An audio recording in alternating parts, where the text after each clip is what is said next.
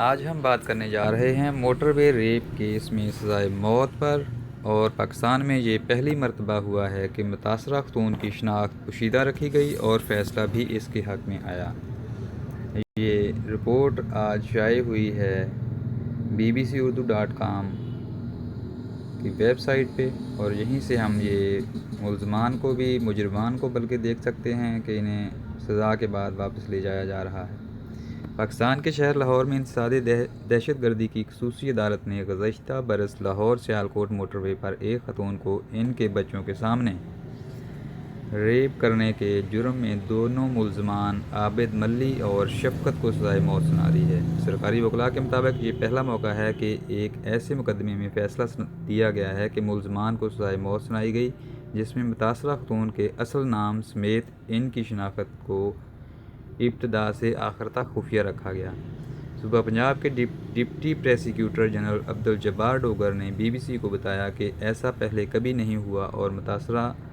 شخص گمنام یا نامعلوم ہو اور عدالت اس کے حق میں فیصلہ سنا دے۔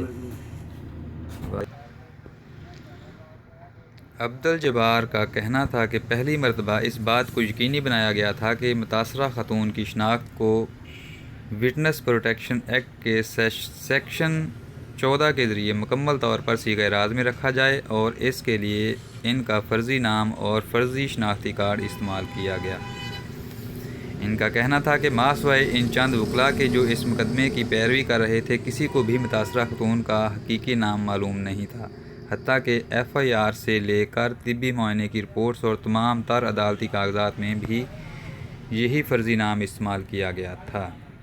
خیال رہے کہ پاکستان میں اس نوعیت کے زیادہ تر مقدمات میں ملزمان کو عدالت سے سزا دلوانے میں ایک بڑی رکاوٹ یہ سمجھی جاتی ہے کہ متاثرہ خواتین شناخت ظاہر ہونے اور بدنامی کے خوف سے ان مقدمات کی پیروی ہی نہیں کرتیں۔ عدالت نے مقدمے کی نوعیت کو دیکھتے ہوئے ان کی تمام تر پیروی لاہور کی ڈسٹرکٹ جیل کے اندر ہی کی تھی، اور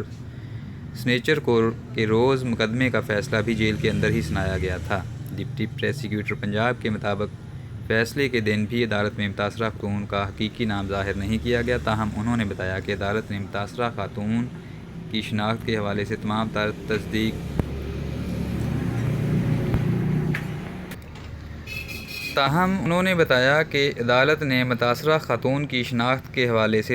تر تصدیق تفتیشی افسر کی رپورٹ، طبی معائنے اور دیگر رپورٹوں کے ذریعے کروا رکھی تھی۔ اور یہ گاڑی دکھائی گئی ہے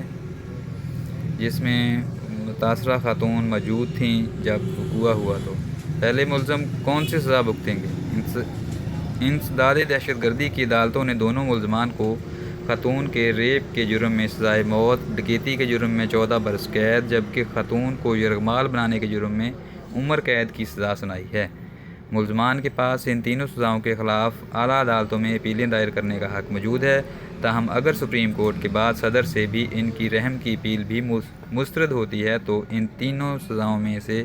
پہلے سزائے موت پر عمل درآمد کیا جائے گا۔ Deputy prosecutor general Punjab Abduljabbar Dogar کے مطابق اس صورت میں باقی سزاؤں کا جواز ہی نہیں رہتا، اور انہیں سب سے بڑے جرم میں سب سے پہلے